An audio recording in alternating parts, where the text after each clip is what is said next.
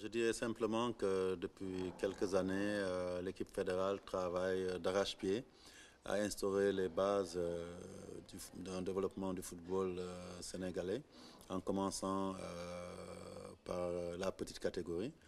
Et je dirais que tout repose dans la mise en place d'un dispositif de développement au sein des structures, des clubs, des académies, mais plus particulièrement aussi le développement de nos équipes nationales de jeunes. Et comme vous avez pu le voir, je dirais depuis 2011-2012, avec la première génération de joueurs qui étaient des juniors et qui sont passés par les Jeux olympiques et qui aujourd'hui, dans la partie la plus importante de l'ossature, se retrouvent dans l'équipe A. Donc nous avons essayé de perpétuer cette tradition, de sorte que après la CAN U17 en 2011, nous avons ces jeunes qui viennent de se qualifier aussi à la CAN et certainement à la Coupe du Monde. Et l'équipe qui constitue aussi le fleuron du football sénégalais aujourd'hui, c'est l'équipe U20 qui vient d'enchaîner 3 qualifications successives et au CAN et aux Coupes du Monde de cette catégorie, avec des performances notables. Cela repose aussi, il faut le dire, dans la création d'infrastructures de formation, des centres techniques comme Toubab Diala ou comme Guéo, qui est en train d'être finalisé pour son ouverture prochaine et qui va accueillir l'Académie fédérale du football d'élite chez les jeunes. Tout cela montre qu'un dispositif est en train de se mettre en place et que le Sénégal, qui pratiquement n'existait pas au niveau du football des jeunes en Afrique et dans le monde pendant presque 50 ans, est en train de montrer la voie aux autres pays. Et tout ça, c'est parce que notre équipe fédérale croit en la petite catégorie, se donne les moyens d'atteindre les objectifs, avec bien entendu des élus dédiés à cela. Et aujourd'hui aussi, nous essayons de travailler à donner à ces équipes de jeunes la même dignité que l'équipe A. Parce que ce qu'il faut surtout retenir, notre plan repose sur une chose, c'est une articulation en continu entre les différentes catégories, de sorte qu'il n'y a pas de rupture de génération.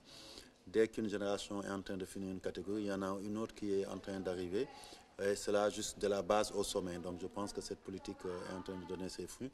Mais elle aura vraiment été positive quand on aura commencé à gagner des trophées, aussi bien en petite catégorie qu'en senior. Et je pense qu'aujourd'hui, on est sur la bonne voie. Dans chaque catégorie, on voit des jeunes qui sont en train de pousser et même de frapper à la porte de la catégorie supérieure.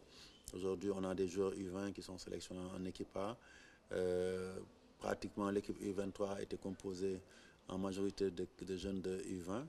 Et on a vu aussi qu'on a une excellente équipe U17 qui nous vaudra certainement dans l'avenir des satisfactions dans les catégories supérieures comme les U20 et les U23. Donc cette nouvelle dynamique positive que nous sommes en train de dérouler va aller en s'amplifiant, donc, et nous allons travailler d'arrache-pied pour que ces résultats-là puissent donc se pérenniser, parce que c'est dans la durabilité qu'on peut construire un football performant. Les joueurs ont rempli leur contrat, que ce soit le staff technique comme nous-mêmes, dirigeants fédéraux. Nous avions mis l'accent sur la nécessité de bien débuter cette compétition.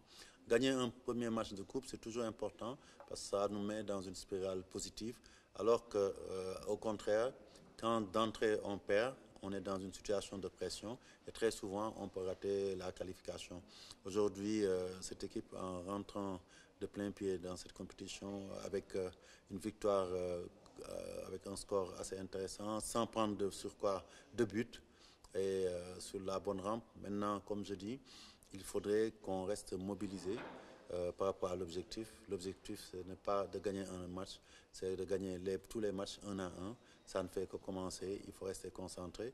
La difficulté va aller en s'accroissant parce qu'on sait aujourd'hui que la Colombie aussi a gagné. Et donc, d'ores et déjà, on a une finale de qualification contre eux pour le deuxième match. Mais si cette équipe, telle qu'elle nous y a habitués, continue à monter en puissance, ce sera intéressant. Je pense qu'elle va nous valoir des satisfactions. Et elle va aussi perpétuer cette bonne habitude que nos équipes U20 ont de faire des participations donc de qualité au niveau des CAN, puisqu'on a joué quand même 3 finales de CAN. Même si on ne les a pas gagnées, c'est important, ça montre une certaine régularité.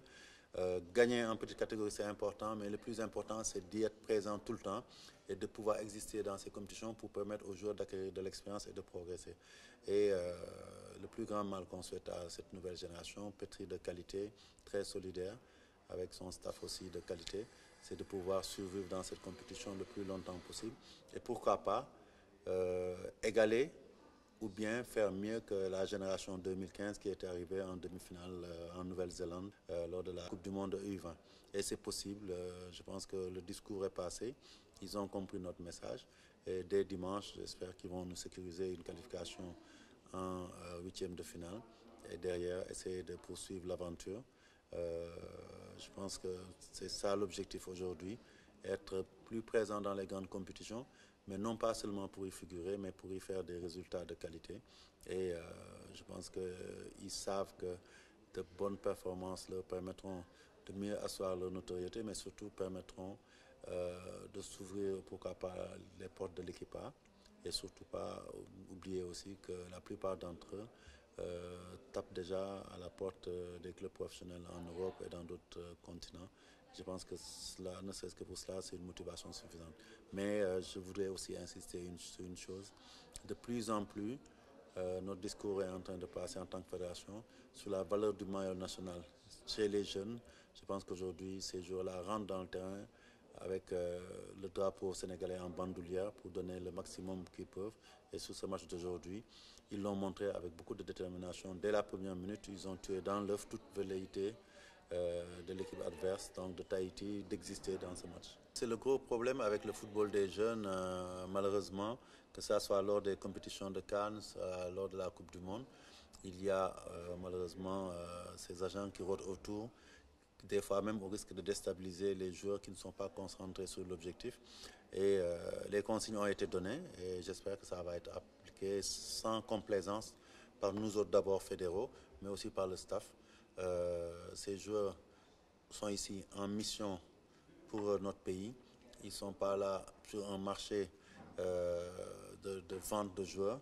Ils doivent mouiller le maillot, ils doivent se battre pour leur pays, qui a beaucoup investi dans leur formation. Donc, il est hors de question qu'on laisse les agents bien sûr venir les perturber. On peut comprendre qu'ils font leur travail et que c'est dans l'intérêt aussi des joueurs de temps à autre de pouvoir profiter de ces compétitions-là pour finaliser de bons contrats.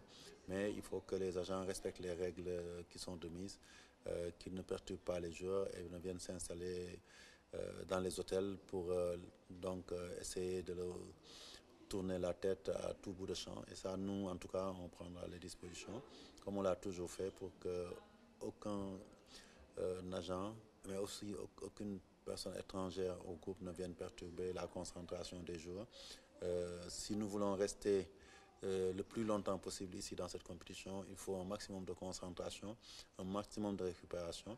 Et très souvent, la présence des agents perturbe les joueurs et surtout les distrait par rapport à l'objectif essentiel pour lequel le peuple sénégalais les a envoyés ici. Donc je pense que le message est bien reçu et que les joueurs comprendront ça. Et surtout, avec la FIFA, nous veillerons à ce que l'hôtel soit sécurisé et qu'on ne soit pas envahi. L'effet Toubab Dialaw se lie à travers nos résultats dans ces 5 dernières années. Depuis que Toubab Dialaw a ouvert ses portes, on a vu que toutes nos équipes ont été plus performantes parce que simplement le cadre est adéquat pour une bonne préparation avec un hébergement de qualité, un cadre très calme où les joueurs peuvent travailler sans être dérangés pendant des semaines et des semaines. Des entraîneurs qui trouvent sur place le matériel didactique et une organisation, une alimentation parfaite. Il n'y a pas de secret, le résultat s'est fait sentir tout de suite. Et c'est là, je pense, la grosse trouvaille du football sénégalais d'avoir pu, à travers ce centre, mieux accentuer le travail de formation, mais surtout de préparation de nos équipes de jeunes. Et je pense qu'aujourd'hui, avec l'avènement prochain du centre d'excellence de Guéréo, nous allons attendre une autre dimension dans ce domaine avec une formation en permanence et surtout un cadre idéal pour pour nos équipes nationales, puisque l'équipe A lui-même sera logée aussi dans un hôtel fédéral qui sera de standing 4 étoiles pour pouvoir se préparer aussi dans la même quiétude que les équipes quand elle est au Sénégal, que les équipes de jeunes qui nous valent beaucoup de satisfaction. Je pense que le message il est simple, hein, donc ils savent ce que nous attendons d'eux. Ils ont bien commencé le boulot. Il faut qu'ils aillent au bout. Ça ne fait que commencer. Comme je leur ai dit hier au dîner, je tenais à venir assister à leur entrée en lice parce que je pense qu'il est important qu'à travers ma personne qu'ils se rendent compte que le monde du football sénégalais dans son entier est derrière eux. Et je pense qu'ils l'ont bien compris en gagnant dès le début 3-0. Mais on ne peut pas s'en suffire. Et comme je leur ai dit, moi j'ai envie de revenir. Et pour cela, il faut qu'ils gagnent leur match prochain et se qualifient en huitième de finale. Parce que l'aventure polonaise ne fait que commencer. Et je retourne à Dakar pour poursuivre la préparation de notre équipe A et aussi pour le tirage au sort du tournoi donc, UFOA des 16 nations. Donc, qui se déroulera en septembre-octobre au Sénégal à Thiès. Mais dès que j'ai fini, je reviendrai ici parce que je pense que j'ai confiance en ce groupe et qu'ils seront là, au-delà même des huitièmes de finale, mais pourquoi pas en quart ou en demi. Et je serai là avec eux pour mener cette campagne à son terme. Et pourquoi pas forcer les portes du destin pour faire le meilleur résultat jamais atteint par une équipe U20 sénégalaise, c'est-à-dire jouer une finale. Et pourquoi pas la gagner. On le sait, il n'y a pas de secret, le travail finit toujours par payer. Nous avons toujours su que nous avions des footballeurs de talent chez nous, même en petite catégorie. Nous savons qu'aujourd'hui, nous avons une base de travail avec nos centres qui nous permettent un travail en continu, comme je l'ai dit tout à l'heure. Nos équipes en moyenne se préparent pendant une année avant d'aller à l'assaut des grandes compétitions comme les CAN de jeunes ou bien les Coupes du Monde de jeunes.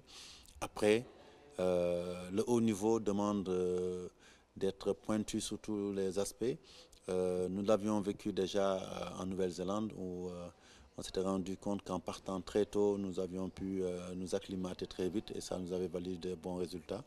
Nous savions qu'il ferait froid ici et donc il était important que nos joueurs viennent tôt pour pouvoir s'adapter, s'acclimater et surtout sur place, avec moins de déplacements, préparer la Coupe du Monde avec des matchs amicaux, avec des adversaires de qualité. Et donc tout ça, je pense que, comme je l'ai dit tantôt, c'est vouloir mettre les joueurs de nos catégories jeunes dans les conditions optimales de performance. Et je pense que la préparation anticipée ici en Pologne leur fera du bien et leur permettra d'aller au bout de nos rêves et de performer durablement dans cette compétition.